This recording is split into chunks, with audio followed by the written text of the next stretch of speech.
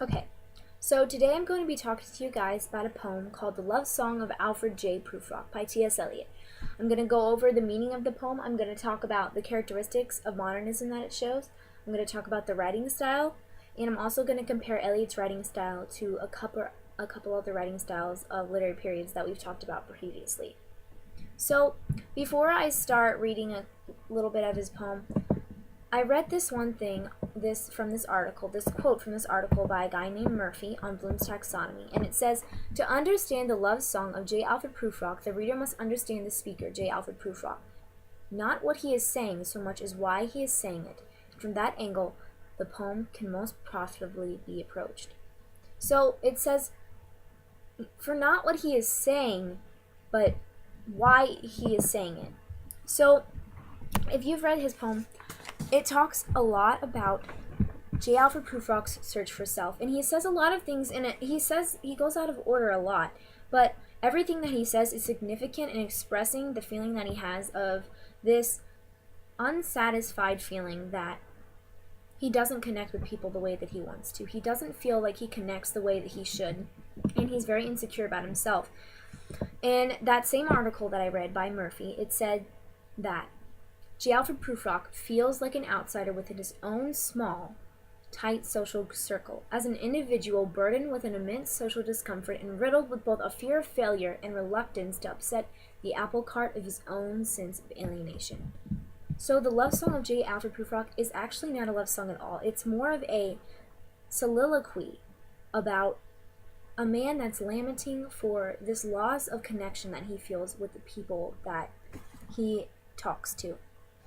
So this poem starts out, and it says, "Let us go then, you and I, with the evening is spread out against the sky, like a patient etherized upon a table. Let us go through certain half-deserted streets, the muttering retreats of restless nights, in one-night cheap hotels," and it keeps going on, and it says, "of insidious intent to lead you to an overwhelming question. Oh, do not ask, what is it? Let us go and make our visit." So when you first read this, it sounds pretty confusing. It's not straightforward, but if you look deeper into it, really what it's talking about is he's going to start telling the readers about his life. And he mentions this overwhelming question. Oh, do not ask, what is it? So as the poem goes on, the meaning is actually as you read the poem, the meaning is actually starting to come to you. He goes through and he talks about a lot of different things, and he says this one quote that is pretty straightforward about how he feels about being judged. He says, "And I have known the eyes already." And here he's talking about being judged. He's talking about how he feels the eyes of people on him, judging him wherever he goes. And that also, talks about his insecurity. And it says, "I have known the eyes already, known them all, the eyes that fix you in a formulated phase. And when I am formulated, sprawling on a pin, when I am pinned and wriggling on the wall, then how should I begin to spit out all the buttons of my days and ways, and how should I presume?"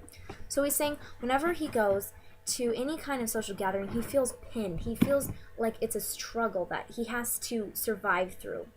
And he feels extremely self-conscious here too. And again, later on in the poem, he says, "And indeed there will be time to wonder, do I dare, and do I dare? Time to turn back and descend the stair. With a bald spot in the middle of my hair, they will say, how his hair is growing thin. My morning coat, my collar mounting firmly to the chin, my necktie rich and modest, but asserted by a simple pin. But they will say, but how his arms and legs are thin." So he's talking about, he's going to this gathering, the social gathering, and he's dressed up fine and nice, and he describes how he's dressed, but still, he says, they will say, but how his arms and legs are thin. So even though he's dressed fine, he doesn't feel secure enough in himself and how he feels about himself. He thinks that they're all going to be talking about him and that he doesn't connect with them very well, and he feels this insecurity. And throughout the poem, it's talking about this insecurity that he feels. He's talking about his search for self, which I've already mentioned before, but this search for self is an extremely important thing to him, which is why this whole poem is talking about him and how he feels and how he sees himself as a person. And he says another thing in stanza 115. It says, "Deferential, glad to be of use, political, cautious, meticulous, full of high sentence, but a bit obtuse, at times indeed and almost ridiculous, almost at times the fool." So, and that's even towards the end of the poem, and even by the end of the poem, he still believes that he's not worth, and he is so insecure about himself. And that's pretty much what the love song of Alfred J. Prufrock by T.S. Eliot is all about. It's about the search for self by this man, and how he doesn't feel like he connects with people the way that he wants. So the next thing that I'm going to talk about for the love song of J. Alfred Prufrock is I'm going to talk about the characteristics of modernism that can be found in this poem. So modernism is basically going against the grain. It's doing things with your poetry or your writing that is not extremely with the grain of how everyone else does things. So for modernism, a lot of the characteristics are disillusionment, which is having a lot of things kind of hard to understand, but as a whole, the poem can be understood at the very end. And so this disillusionment kind of goes in with the whole modernism thing. And so I'm going to talk about some things in this poem that use disillusionment. So as I've already read, it talks about in the very beginning of the poem, it says, "To lead you to an overwhelming question, oh, do not ask, what is it? Let us go and make our visit."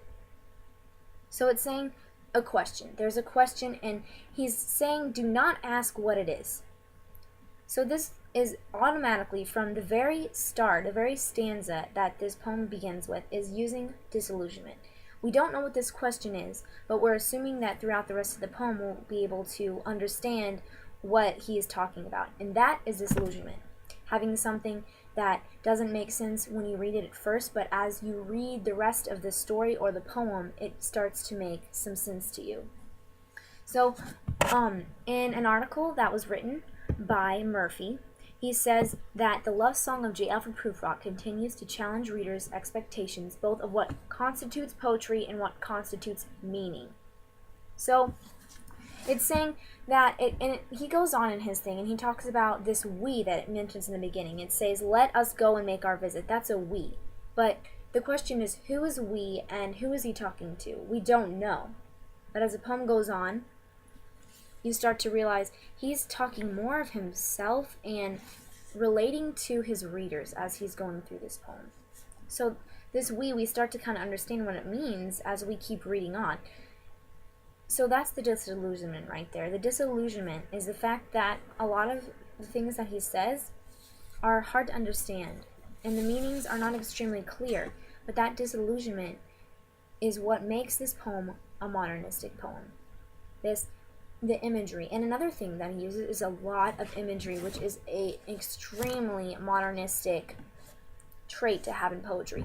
He begins in his first couple stanzas. He says, "The yellow fog that rubs its back upon the window panes, the yellow smoke that rubs its muzzle on the window panes, licked its tongue into the corners of the evening, lingered upon the pools that stand in drains, let fall upon its back the soot and falls from chimneys."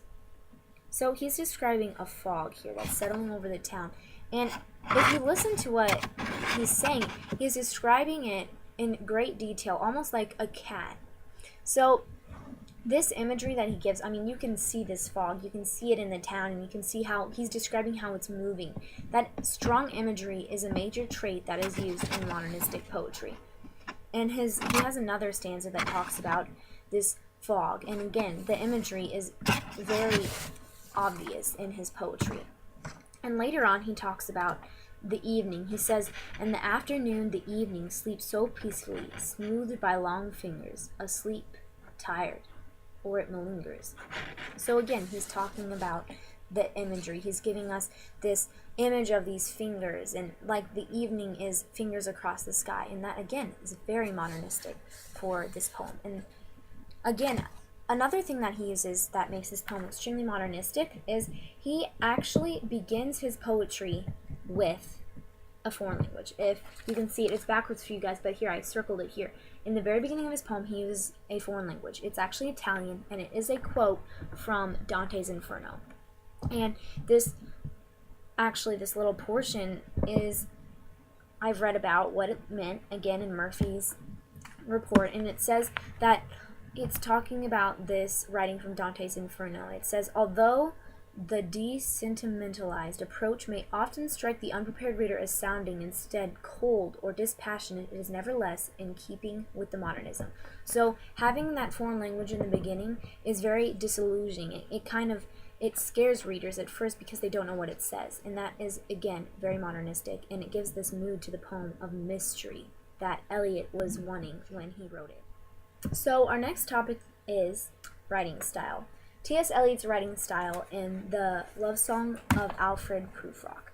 So again, I read an article on Bloom's Taxonomy by Murphy, and he says the charm of a poem like the Love Song of J. Alfred Prufrock is found in its radically altering the traditional focus of poetic composition away from the theme, what the poem means, and toward gesture, what the speaker is meaning to say and why. So, what the speaker is meaning to say and why.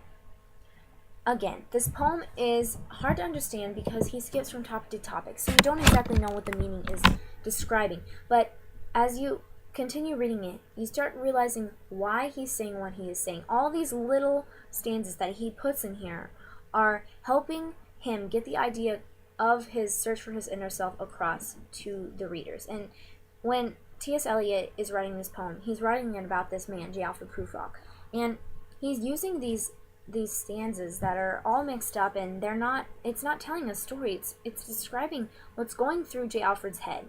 And that's a pretty modernistic thing in itself, is not having a plot really. It's his thoughts, what he is thinking, and he's going from topic to topic. At first he describes the weather, he describes the setting that he's in, and then he starts talking about his questions, things that he's asking himself. Do I dare? Do I dare? And his dressing, how he dresses, and how he's going to have to talk to these people, and he feels pinned, and he feels uncomfortable, and he feels insecure.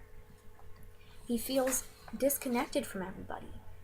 And that's why this writing style for T.S. Eliot is so unique, is the fact that he is going from stanza to stanza, and each one is a thought that is in J. Alfred's head, what he is thinking.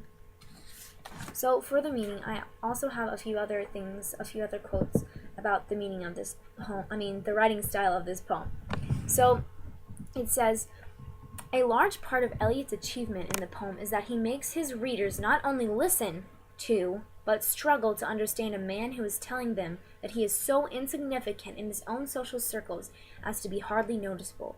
And it is this very tension, the gap between what the reader is being told and who is telling it, so that the language of the poem seems both to separate from and create reality, that Prufrock both finds and defines its distinctively modernist qualities. So this poem, it goes in and out of reality. It talks about literal where he's at, but it's mainly about his thoughts, what he's thinking, and what's going on in his head.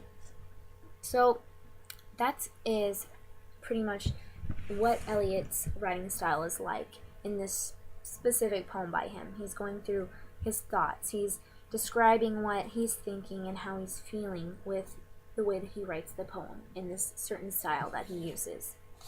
And that's about his writing style. In the past, the English classes have discussed a lot of different literary periods, and we've gone through them. We've talked about realism, rationalization, we talked about romanticism, and those are just a few. So T.S. Eliot's poem is definitely modernistic because of how he writes it and the words that he uses and how he organizes it.